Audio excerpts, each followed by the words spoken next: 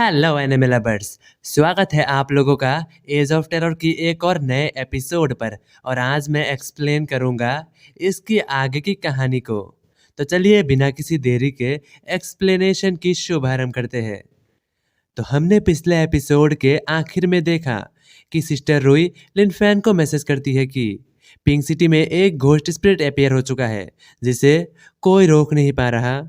ये सुनकर लिनफैन मदद करने के लिए तैयार हो जाता है और अपने घोस्ट हॉर्स के साथ वहां से निकल जाता है। और यहीं पर सीन शिफ्ट होकर अगला सीन शुरू होता है पिंक सिटी के सेकेंड डिफेंस लाइन से, जहां पर लिनफैन पहुंचते ही एक बंदा लिनफैन को एक कपड़े का टुकड़ा देते हुए कहता है कि वो जो घोस्ट स्पिरिट है वो बिल्कुल एक बच्चे की तरह दिखता है, लेकिन वो बहुत ही ज्यादा ताकतवर है। हमारे यहाँ पर मौजूद एक अर्थ इविल रैंक का घोस्ट मास्टर उसे रोकने की कोशिश की, लेकिन उसे रोक नहीं पाया, सिर्फ ये कपड़ा ही रह गया। और हाँ, अगर आप उसे पकड़ पाए तो ये हमारे लिए बहुत ही अच्छा होगा। ये सुनकर लिनफैन हाँ में जवाब देता है और साथ ही लैंग और यू एक साथ ही कहती है, हमारे पास एक ट्रैकिंग डिवाइस है, इस कपड़े के साथ हम उस घोस्ट स्पिरिट को आसानी से ढूंढ लेंगे। इसके कुछ देर बाद लिनफैन और दोनों लड़कियां उस जगह से निकल जाती है, लेकिन तभी हम देख पाते हैं एक छुपे हुए बंदे को जो कि छुप छुप कर लिनफैन को जाते हुए देख रहा था। लिनफैन के वहां से जाते ही वो बंदा अपने पास से एक कम्युनिकेशन डिवाइस को निकाल कर कहता है, young master, Linfan third defence line से निकल चुका है। और हम देख पाते हैं उस घोस्ट स्पिरिट के पीछे और कोई नहीं बल्कि ए फैमिली का ए शाओ है। ए शाओ का यही प्लान होता है कि ए शाओ उस इविल घोस्ट स्पिरिट के आर में लिनफैन को मार दे। ए शाओ अपने कार के पीछे बैठा हुआ एक बंदे से कहता है, अंकल, मैं ये सब आप पर छोड़ रहा हूँ। ये सुनकर वो बंदा जवाब में कहता है, ए शाओ, तुम्हें चिंता करने की कोई ज़रूरत नहीं है, मैं उस बंदे को इतनी सफाई से मारूंगा कि इसके बारे में किसी को पता ही नहीं चलेगा। और यहीं पर सीन शिफ्ट होकर अगला सीन शुरू होता है कुछ देर बाद लिनफैन, लैंग और यू से। लैंग कहती है, लिनफैन, वो घोस्ट स्पिरिट हमारे करीब ही है, थोड़ा और आगे बढ़ो। ये सुनकर लिनफैन, लैंग और यू हॉर्स से नीचे उतर आता है। और नीचे उतरने के बाद जब लिनफैन, लैंग और यू कुछ दूर आगे बढ़ता है तो झाड़ियों के दूसरी तरफ से किसी बच्चे की हंसने की आवाज आता है। आवाज सुनकर तीनों झाड़ियों के पीछे से छुपकर उस घोस्ट स्पिरिट को देखता है। घोस्ट स्पिरिट को देखते ही लिनफैन जुआनहुआ को समन करता है और उससे कहता है, जुआनहुआ, अपने घोस्ट डोमेन के साथ इसे पकड़ने की कोशिश करो। यह सुनते ही जुआनहुआ तुरंत ही उस घोस्ट स्पिरिट के पास पहुंच जाती है, लेकिन इससे पहले कि जुआनहुआ उसे अपनी घोस्ट डोमेन के अंदर कैप्चर कर पाती कि वो घोस्ट स्पिरिट वहां से तुरंत ही भाग जाती है। और उसे भागते हुए देखकर लिनफैन टोंग टोंग को भी समन कर लेता है और टोंग टोंग बिजली की रफ्तार से जाकर उस घोस्ट स्पिरिट को पकड़ने की कोशिश करती है, लेकिन वो घोस्ट स्पिरिट इससे भी बच जाती है। और इससे पहले कि लिनफैन कुछ भी सोच पाता, जुआनहुआ अपनी फ्लैश स्किल के साथ लिनफैन को कहीं और टेलीपोर्ट कर देती है। टेलीपोर्ट होते ही लैंग कहती है, लिनफैन, ये क्या हुआ? टेलीपोर्ट होते ही लिनफैन हैरानी से मन ही मन सोचता है, जुआनहुआ ने अपनी डॉज स्किल का इस्तेमाल किया है, इसका मतलब उस जगह पर कोई ना कोई बहुत ही खतरनाक दुश्मन अपीयर हो चुका रहेगा। लिनफैन लैंग और यू को पीछे हटाते हुए कहता है, लैंग, यू, तुम भी केयरफुल रहो, लगता है कि कोई बहुत ही खतरनाक घोस्ट मास्टर या फिर घोस्ट स्पिरिट अपीयर हो चुका है, शायद से वो एबिस रैंक की सेकेंड लेवल पर होगा। ये सुनते ही लैंग और यू हैरान हो जाती है। दोनों एक साथ ही कहती है, दुश्मन, लेकिन वो कौन हो सकता है? लैंग कुछ सोचते हुए कहती है, क्या वो ए शाओ हो सकता है? ये सुनकर लिनफैन जवाब में कहता है, हाँ, ये पॉसिबल है, लगता है कि उस घोस्ट स्पिरिट को भी उन्होंने ही चारे के तौर पर इस्तेमाल किया होगा, क्योंकि मुझे इतनी बड़ी जंगल में ढूंढना थोड़ा मुश्किल हो सकता था। लिनफैन आगे मन ही मन सोचता है, लगता है कि वक्त आ चुका है घोस्ट पेंटिंग को आज़ाद करने का।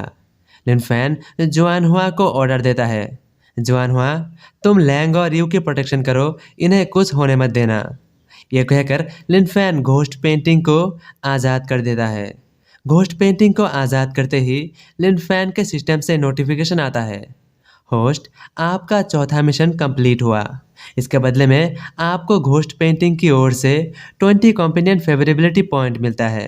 और इसके साथ ही लिनफैन के सिस्टम से एक और नोटिफिकेशन आता है जहाँ पर उसे 5वां मिशन मिला हुआ रहता है। मिशन कंप्लीट करने के बाद लिनफैन को 30 कॉम्पिटेंट फेवरेबिलिटी पॉइंट मिलने वाला था। ये देखकर लिनफैन मन ही मन सोचता है, इस मिशन को कंप्लीट करने के बाद मुझे 30 और कॉम्पिटेंट फेवरेबिलिटी पॉइंट मिलेगा। इसके साथ ही मेरे पास 80 कॉम्पिटेंट फेवरेबिलिटी पॉइंट होगा। शायद से इतना कॉम्पिटेंट फेवरेबिलिटी पॉइंट काफ़ी होगा घोस्ट पेंटिंग के साथ बाइंडिंग होने में। और साथ ही लिनफैन कुछ और सोच में पड़ जाता है कि आखिर वो घोस्ट स्पिरिट कहाँ से आया होगा।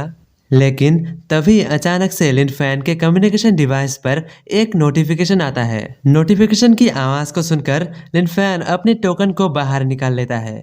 उस पर सिस्टर रुई की ओर से मैसेज आया हुआ था। सिस्टर रुई कहती है, लिनफैन मुझे जस्ट अभी अभी एक न्यूज़ पता चला है। ए फैमिली ने उस घोस्ट बॉय को नॉर्थ ईस्ट साइड से पकड़ा था, लेकिन अभी अभी वो घोस्ट स्पिरिट पिंक सिटी पे अपेयर हुआ है। इसका तो कोई ना कोई संबंध जरूर रहा होगा। सिस्टर रुई की इस मैसेज को पढ़ने के बाद लिनफैन इस बात के लिए कंफर्म तो हो जाता है कि वो जो घोस्ट स्पिरिट है वो जरूर ही ए फैमिली का ही होगा और ए फैमिली ने ही लिनफैन के ऊपर हमला करवाया होगा। ये सोचने के बाद लिनफैन सिस्टर रुई को रिप्लाई करते हुए कहता है, सिस्टर रुई ऑलरेडी ए फैमिली से मेरा आमना सामना हो चुका है और मुझे लगता है कि उनके पास एबिस रैंक 2 की घोस्ट मास्टर है और उसने हमारे ऊपर सबसे पहले हमला किया था। तो अगर मैं उसे मार भी दूं, इससे क्या कोई दिक्कत होगा? वहीं पर हम देख पाते हैं सिस्टर रुई को, जो कि लिनफैन से मैसेज करते करते पानी पी रही होती है। लेकिन लिनफैन की इस मैसेज को देखते ही सिस्टर रुई के पानी गले में ही अटक जाती है और सिस्टर रुई जोर जोर से खांसते हुए कहती है, आखिर ये बंदा करना क्या चाहता है? वो एक एबिस रैंक 2 का घोस्ट मास्टर है, इसके बाद भी ये उसे मारना चाहता है। और साथ ही सिस्टर रुई मन ही मन सोचती है, ये घोस्ट मास्टर बहुत ही ज़्यादा ताकतवर होता है, इनके ऊपर छोटे मोटे हमले का कोई असर नहीं होता। लेकिन ये लड़का आखिर करना क्या चाहता है? अब मैं इसे क्या जवाब दूँ? वहीं पर दूसरी तरफ लिनफैन के कम्युनिकेशन डिवाइस पर मैसेज आता है, ऑफ कोर्स तुम उसे मार सकते हो, लेकिन तुम थोड़ा अपना ख्याल रखना, ये घोस्ट मास्टर बहुत ही ज़्यादा ताकतवर होता है। सिस्टर रुई की इस चेतावनी को सुनने के बाद भी लिनफैन वहाँ से निकल पड़ता है। वहीं पर दूसरी तरफ हम देख पाते हैं ए फैमिली के ए शाव को, जो कि उस घोस्ट मास्टर की ओर देखते हुए कहता है, अंकल अंकल क्या लिनफैन मर गया?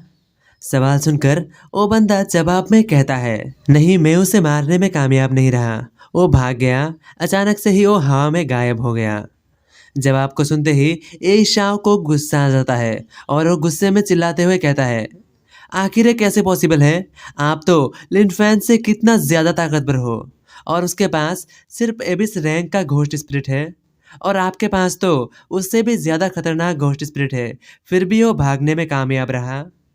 ये सुनकर वो बंदा जवाब में कहता है, ए शाव तुम इतने परेशान क्यों हो रहे हो? लगता है कि उसके पास कोई ऐसा घोस्ट स्पिरिट है जिसके पास टेलीपोर्ट होने की स्किल है, लेकिन टेलीपोर्ट ऐसे ही बार बार इस्तेमाल नहीं किया जा सकता, उसे इस्तेमाल करने के लिए थोड़ा वक्त चाहिए रहेगा। लेकिन तभी अचानक से उनकी साथी कहता है, मास्टर उस ओर देखिए, लगता है कि कोई आ रहा है। और हम देख पाते हैं लिनफैन अपनी घोस्ट हॉर्स के साथ बड़े ही तेजी से उनकी ओर बढ़ रहा होता है। लिनफैन को आते हुए देखते ही एशाव गुस्से में फट जाता है और वो चिल्लाते हुए कहता है, अंकल यही लिनफैन है, ये इस बार बिल्कुल भी बचना नहीं चाहिए। अंकल आपको इससे मेरा बदला लेना ही होगा, आप इसे इस बार कैसे भी करके मार दीजिएगा। ये सुनते ही वो बंदा अपनी एक स्किल का इस्तेमाल करता है। स्किल को इस्तेमाल करते ही उसके चारों ओर की ज़मीन कब्रिस्तान में बदल जाता है और उसके पीछे एक बहुत ही बड़ा मॉन्स्टर अपीयर होता है और वो रहता है अर्थ एबिस रैंक की 2nd लेवल की घोस्ट स्पिरिट। तो अब कहानी में आगे क्या होगा? क्या लिनफैन उस बंदे का सामना कर पाएगा? अगर हाँ तो कैसे?